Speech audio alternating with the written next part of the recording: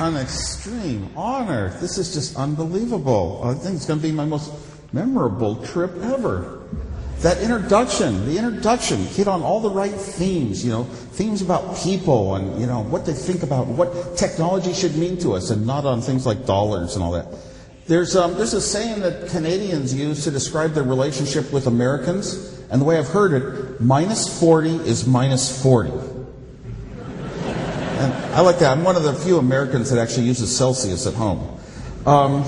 I figure I'm gonna, when I travel somewhere, I always like to eat at foreign restaurants. So I think I'm gonna eat at a foreign restaurant while I'm here, like maybe McDonald's. I grew up in a place called Silicon Valley, but it was called Santa Clara Valley back then. And it was a real valley. It was kind of like this place, almost nothing developed, just orchards and trees as far as the eye could see. And you'd have to ride your bicycle through orchards to brand new schools that were being built and new housing developments going in and new stores over the years. But it was really vacant. And it had a few companies that started making transistors. Transistors were developed on the East Coast at AT&T, and then William Shockley flew to Mountain View, California, and set up Shockley Labs. And eventually, after failing to make a type of transistor, some of the engineers left and started companies like Fairchild and Rheem and Raytheon, and they were basically designing these new little transistors that would replace vacuum tubes, much lighter, much lower cost to make someday. And it was, what a great opportunity to actually grow up in this valley and see the development. Early inspirations, for all of us, they come to us in books when we're young. We watch TV shows, we watch movies. Here's the direction I want to go. Here are the things that are important to me. Here's what means a lot. I would read these Tom Swift books, and it was about a young engineer who owned his own company with his father. And he was an engineer. He'd go into the laboratory and build a plasma field to hold aliens or, whatever it took. He was resourceful and would come up with answers to solve the great world problems. And these were the sort of books I read. And on my block, we had a lot of electronic kids who had engineers for parents, who knew electronics, who liked the fact that you could build little things that were kind of neat out of magazines. And we would do the normal chores of weeding the neighbor's yard, and then we'd ask to be paid in electronic parts.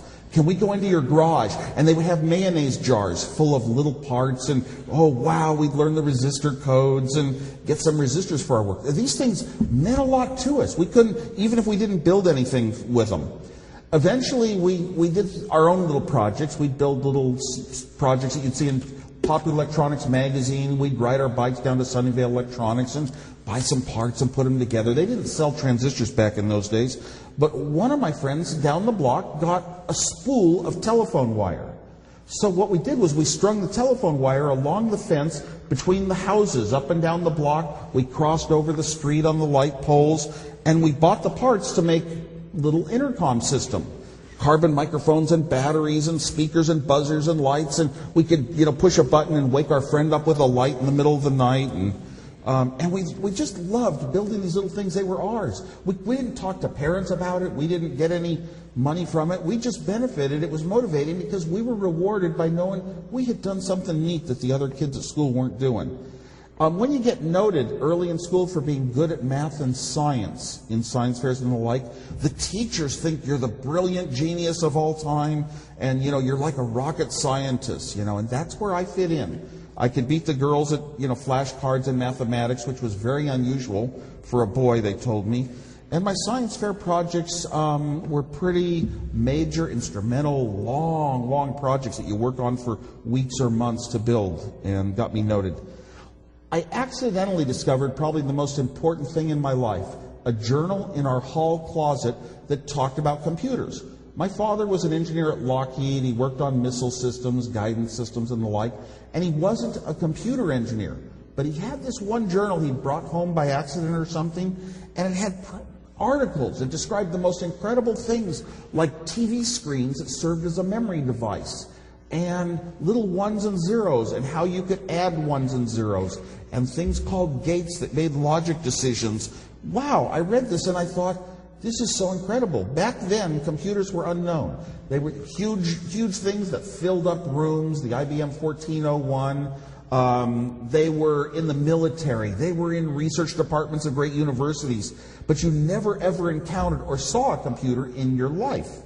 And all of a sudden I said, it was like rocket science. Beyond rocket science was computer science. And I said, these ones and zeros are as easy as addition. They're easy to use. A fifth grader can understand them. A 10-year-old can understand them. You don't need higher level math, geometry and trigonometry and calculus and differentials. All you need is to think logically. It was so incredible. And I decided this was the passion of my life. I wanted to do this thing, this computer thing, for the rest of my life. I didn't think I'd ever have a job doing it, because engineers designed televisions and radios, after all. They didn't design computers. In this journal, I found a thing called De Morgan's theorem. De Morgan's theorem told you how you could take these things called AND gates and these things called OR gates, and you could swap them around with some little other devices that changed zeros into ones back and forth. And it was almost like in the radio world, where you could design a circuit with inductors or with capacitors and switch them around. An inductor in series was like a capacitor in parallel. They had these equivalents, and I loved it. My dad was a great teacher. Taught me a lot about, life, values, strong ethics, that basically your word and your truth is who you are. He was very, very serious about that. But he never pushed any of us kids in his direction of electronics. I went down with him to work one day, and I saw him soldering some parts together and creating a little picture on a screen. And I thought, wow, that is so neat. I want to do that. I want to be like my dad.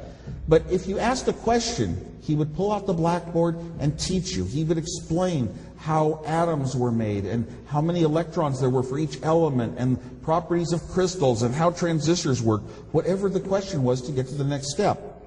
I was very lucky to have my dad. In about 5th grade, I read a book about ham radio operators solving a crime. At the end of the book, it said you can get a ham radio operator's license at any age. And I thought, wow, nobody in school knows about this stuff. You can send messages to another state, to another country. Nobody in school knows about this. Nobody does it. And you can't even get a driver's license until you're 16 years old. So I decided I was going to get a ham radio license because I was kind of shy, and by being different, that made me special. Well, I studied in a course, and I actually did get a ham radio license, and my parents gave me one Christmas a kit for a transmitter and a kit for a receiver. Big rectangular metal boxes where you had to bolt the screws together and put all the pieces in, including the tube sockets. We had vacuum tubes back in those days. When a TV went bad, it was anyone in the house's job to pull out all the vacuum tubes, go down to a grocery store, and plug them each into a tester and find which tube went bad, buy a replacement. And that's how you fixed TVs back then. Everyone did it, as strange as it sounds. I mean, today we can't fix anything at home. So I built my ham radio out of these tubes and little dials that I had to thread together. It took me weeks and cutting wires for the right length for an antenna on the roof, and I became a ham radio operator at about age 10. Shortly after that, I did a science fair project that was a tic-tac-toe computer. Tic-tac-toe is a game, and as you know, if you're smart enough, you can never lose tic-tac-toe. That is computer logic, too. That's logic. If there's 2 X's in the corners, you want to take the square in between them if it's available. It's logic. You can actually play every possible game of tic-tac-toe on paper and make a set of rules, a set of logic equations for each of the possible situations that can come up and what your move should be. Each one of those moves turns into what's called a computer gate. To make this project, way back around 1960, had this big piece of plywood, and I pounded nails in. Nails are metal. I could solder the leads of transistors, diodes, and resistors all over it. So this whole board got covered with transistors, each one of them representing one of those logic rules to play tic-tac-toe properly. And I didn't realize it at the time. I thought logic is so simple. You take a 1 and a 1, and the answer is a 1, kind of that sort of thing.